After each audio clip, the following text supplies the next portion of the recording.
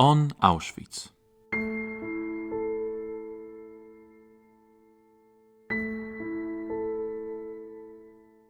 The history of Auschwitz is exceptionally complex. It combined two functions, a concentration camp and an extermination center in gas chambers. Nazi Germany persecuted various groups of people there, and the camp complex continually expanded and transformed itself. In the podcast on Auschwitz, we discuss the details of the camp's history and our contemporary memory of this unique place.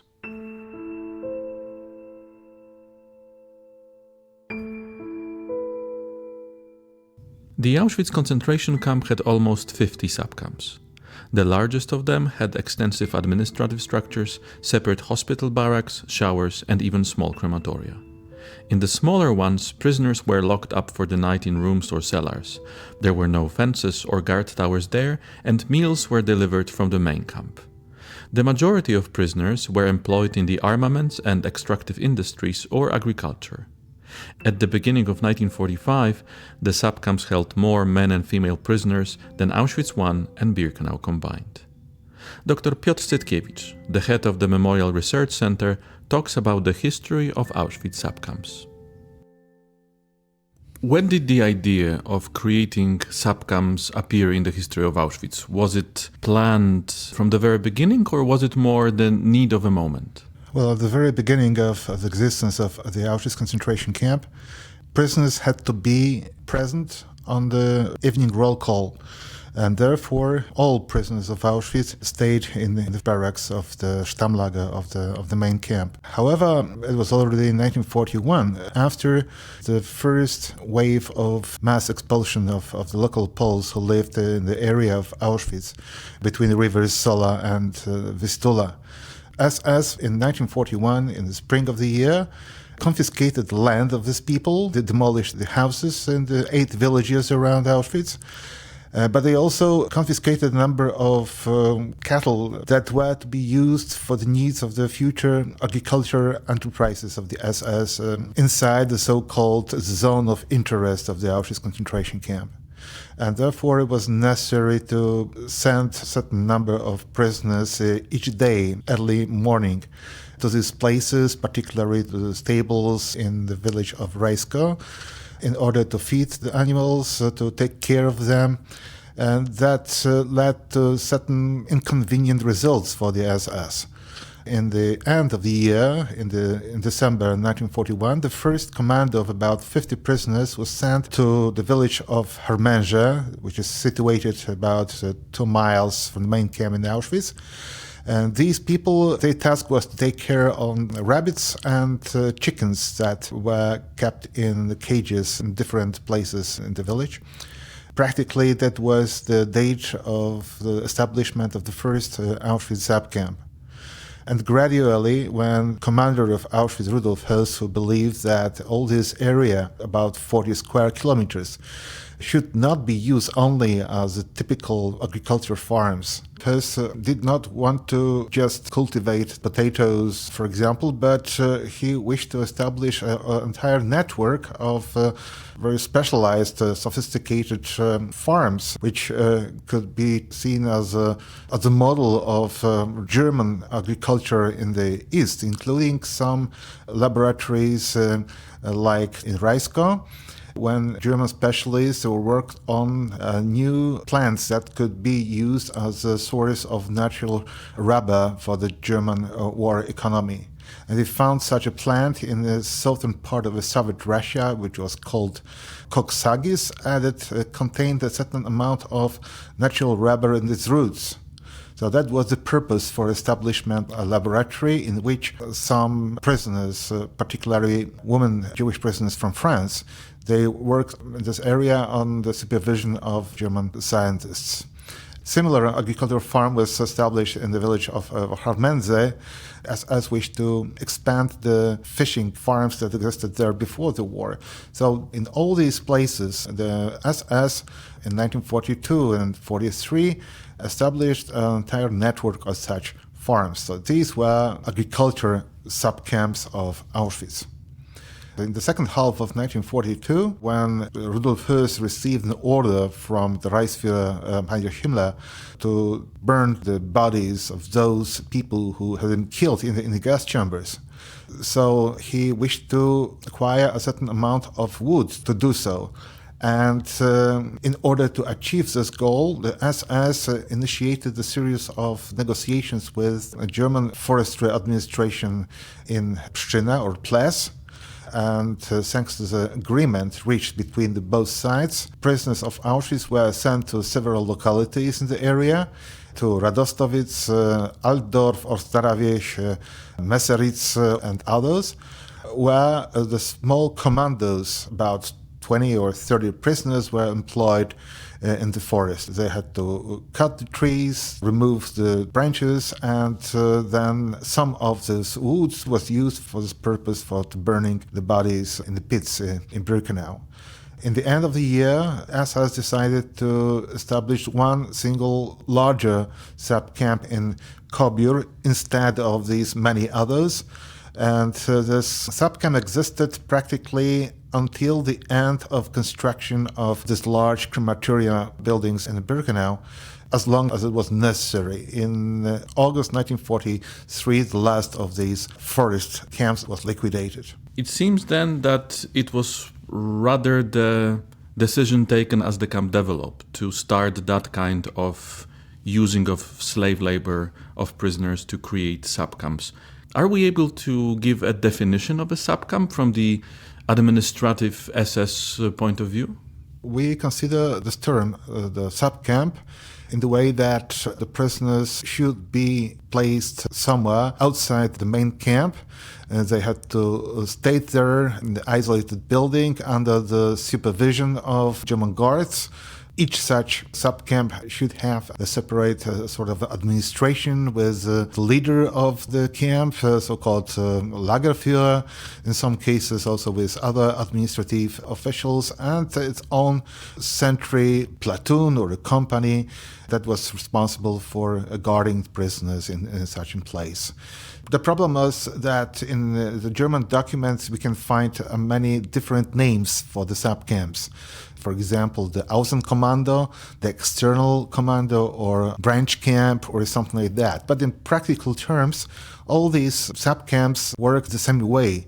Prisoners worked in most cases for the benefit of a certain external administration unit of the German state or for the needs of German companies in factories and coal mines in many places around Auschwitz. In 1941, for the first time, this idea emerged to employ the prisoners in the industry. That was, of course, connected with the story of the huge IG Farben plant that was built on the suburb of Oświęcim on the other side of the city called Monowice. From the very beginning, the company needed a lot of workers, including prisoners of concentration camps. The only problem was that Commander Höss believed that these prisoners should be transported back each day to the camp to be present on the evening roll call. Because of the distance between the construction site and concentration camp, that was about 4 and 5 miles, caused some problems because initially prisoners had to walk simply across the main street of the city of Oświęcim. And later on, they were transported by a special shuttle train that operated from the station in Dwory, that was situated not far from the construction site and the main camp. So that caused some problems and emerged some costs for the company, which had to pay to the German railways for the transportation of these people. In the result of many negotiations between the representatives of IG Farben and the concentration camp, it was already in 1942, in June, when the SS finally agreed to move a certain contingent of prisoners to the construction site. IG Farben had already built 3 large barrack camps, residential camps for different category of slave laborers around the factory. And the management of the company agreed to donate the 4th camp for the needs of the concentration camp. So that was the beginning. For the first time, the SS agreed to move the prisoners from the concentration camp to the other place.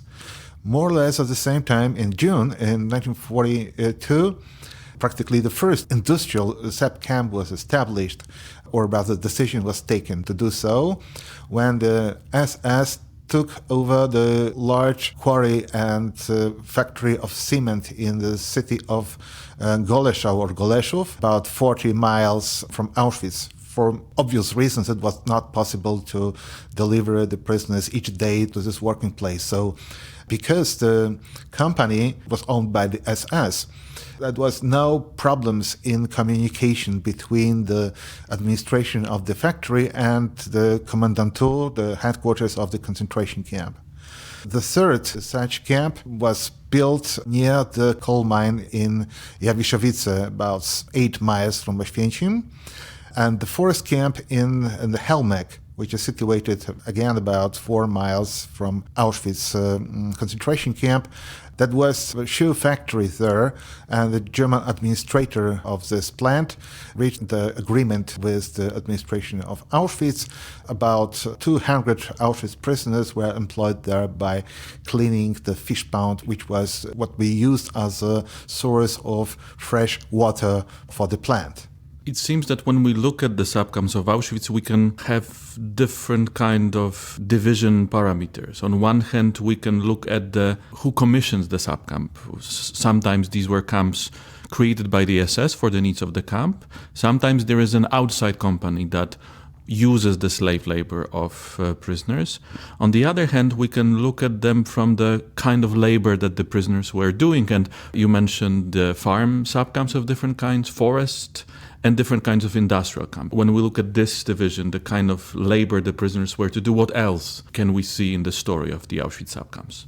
We can see that in the course of time, more and more industrialists were engaged in the cooperation with the SS, and they asked for laborers for their factories. That was connected, of course, with mass conscription of German workers to Wehrmacht, to the German armed forces. On the one hand, on the other, gradually the German authorities decided to move more and more production potential from the western part of Germany, which was intensively during this time bombed by the British or American air forces, to the east. The only possible location of those new factories was in Silesia, with their huge deposits of coal and other raw materials. However, it was still in 1943, more or less in the spring of the year, when not all these industrialists were persuaded that prisoners could be used in their own factories as a source of labor. They may have some problems with inclusion of the prisoners into their own labor squads of the factories. They may have been worried about the low efficiency of work of prisoners, and so on and so on. And it was only after several months when the industrialists in Auschwitz, including I.G. Farben and others, who managed to gain certain experience with employment of prisoners of the Auschwitz concentration camp, that these industrialists began to believe that it was possible, that it was nothing unusual, it would not cause any serious troubles to hire Auschwitz prisoners for their own needs. So from the spring of the year, we can observe gradually that many more German factories began to employ prisoners of the Auschwitz concentration camp. What can we say about the conditions in the subcamps? Because this is not a monolith, and I suppose that every subcamp had its own uniqueness and the conditions varied from extremely bad to maybe some subcamps that could be better for prisoners. If we wish to look at the structure of the camp and the regime and the mortality, the treatment of prisoners in all types of these subcamps, we can find some common features between them. For example, for these camps that were established at the beginning in 1942, for instance, similar number of deaths in these camps.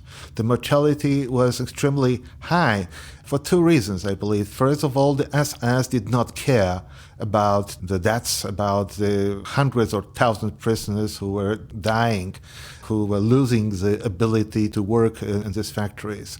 Practically, it was only in the spring of 1943 when the SS itself began to understand that they were not able to cover the gaps in the squads of these prisoners, because in this time, more or less, most of the European Jews, including, first of all, the Polish Jews, had already been killed.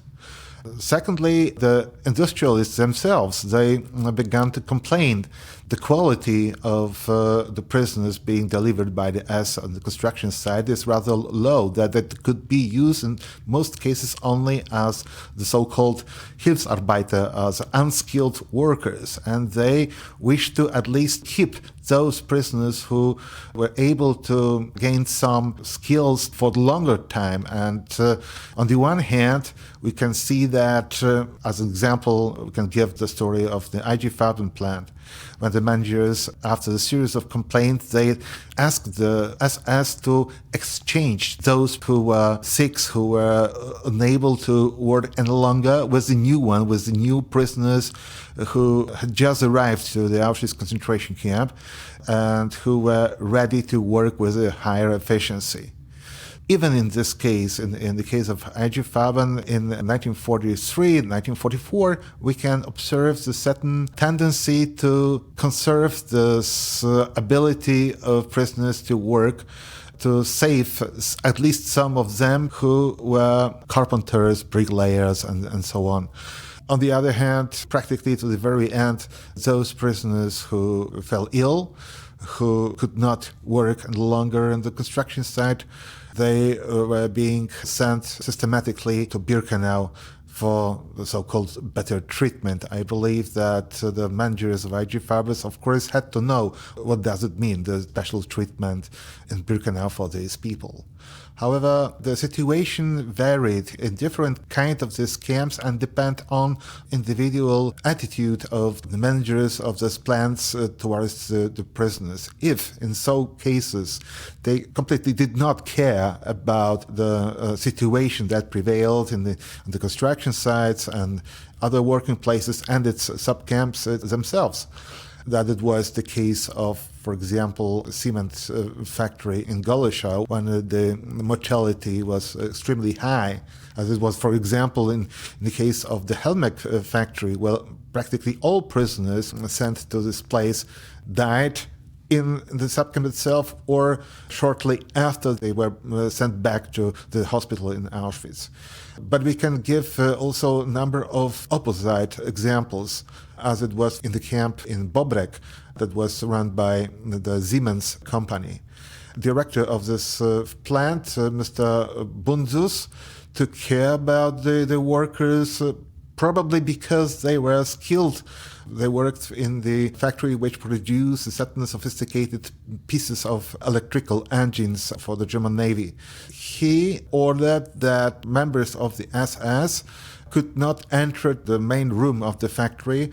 He also organized better food for prisoners, relatively good living conditions in the building when prisoners lived, and he also asked the administration of Auschwitz to send to Bobrek about 30 women who were to take care about the kitchen, and they cultivated some vegetables inside the factory. And these onions, for example, were added to the food given to the prisoners. And in result of this, mortality in Bobrek was minimal. So we can see that much depend on the individual decisions and attitude of the German supervisors. The problem was, however, that in most of these places where prisoners had to work, the construction of different objects in the subcamps, there were German Meister or foremen, supervisors, who many times expressed their discontent on the piece of work. And when, for example, the commander of prisoners, in the opinion of the German Meister, worked too slow, when he considered the prisoners they were lazy. So he used to inform about it Kommandoführer, the head of the guards, that he should do something in order to force the prisoners to work harder. And therefore, the Kommandoführer, SS guards themselves, or in most cases the capos, were instructed that they should take the sticks and push prisoners to work harder and faster. That, of course, had very negative consequences on the ability of prisoners to work. And sometimes even when German foreman was so irritated and so frustrated of this slow piece of work, so he might beat prisoners himself, which was some cases tolerated by the German guards, but eventually in 1943 SS issued the special order that beating prisoners is forbidden and immediate supervision on the prisoners lied exclusively in the hands of the SS guards. So we got on this also some documents in which the SS administration proposed to punish somehow those German civilians who were particularly brutal towards the prisoners. Perhaps that resulted from the fact that SS wished to keep the monopoly over the punishing the prisoners and controlling them.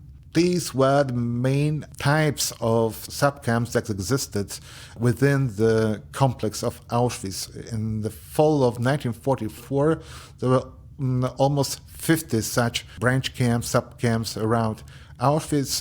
Most of them were situated by the factories, coal mines, where prisoners had to work in the steel works. Were among the subcamps of Auschwitz any where prisoners did something, well, maybe something more unexpected, unusual? Because, of course, you mentioned on one hand farms and forests, you mentioned coal mines and different kinds of industry, but were there any unusual subcamps? Yes, that were such subcamps, and sometimes prisoners were employed in some unexpected places, strange for conditions of the Auschwitz concentration camp. That was the case of the Międzybrodzie or SS Zollahütte camp. At the beginning, some prisoners were taken there to build the SS resort for the holidays or for the weekends, where SS men used to visit this place. So they built the main building as well as several cottages around it. But after the end of construction works, a small number of women prisoners were employed there in the kitchen. So they stayed there and they did a relatively easy job, as usual in the kitchen the prisoners might have to. Then it was camp in Brno or Brünn, when initially the prisoners were employed by the construction works in the building of the SS and police academy in the city. However, in a certain moment, a group of prisoners was used for putting types of the typing machine into certain wooden containers. So in this way, this kind of work was, again, relatively easy. That was also a special sub-camp that was practically organized in the train. Namely, the prisoners stayed, they lived in the cars of the train, and they were moved from one place to the other in Germany in order to remove rubble, pieces of glass, and in general to clean the streets of the bombed German cities. So from a formal point of view, it was a separate sub-camp with its own administration and with its own Lagerführer. Are we able to give precise number of how many prisoners of Auschwitz worked in the sub-camps? We know that in the last period of the existence of the camp, there were in fact more prisoners inside the sub-camps than in the main Auschwitz and Birkenau camps. Yes, in the fall of 1944, in all these sub-camps, there were more prisoners, namely about 35,000, than in the both main camps in Auschwitz and in Birkenau. That was about 30,000 only. However, it's difficult to find out how many prisoners in total were sent to the sub-camps because of common practice of the SS, of the constant replacement of prisoners in the sub-camps with the new ones. If, for example, in the second camp, some prisoners stayed in local sick bay longer than it was expected, so in result of constant selections done by a sanitarian or by the German SS doctor who from time to time visited the subcamps, people who were seriously sick were being constantly exchanged with new ones. And if the track from Auschwitz was taking a certain group of prisoners for the subcamp, let's say 20 or 30 people together, so the same track was transporting the sick ones from the subcamp to the main camp, or to Birkenau, in most cases to be killed. So if we can give more or less accurate number of prisoners who stayed in the subcamps, there are more problems with estimating the number of those who were killed there or practically died in the result of the very hard labor in the subcamps.